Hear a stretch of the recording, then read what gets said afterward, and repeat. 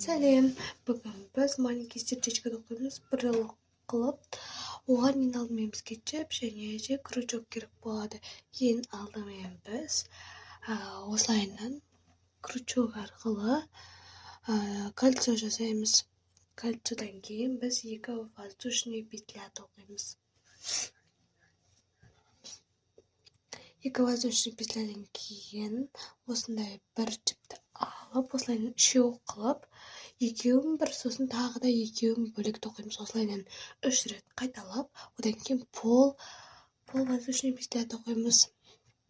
Ол үшін тоже бағанағыдай үшеулікті алып, оған бір ғана жіптен өткіземіз. Бағана екі-екіден бөліп өткізсек, қазір енді осылайынан тоже 3 рет қайталаймыз осы жерден.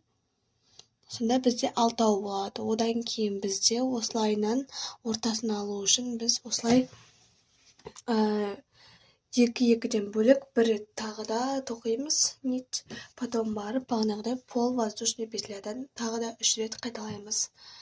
Яғни үшеуін алып бір неден өткіземіз.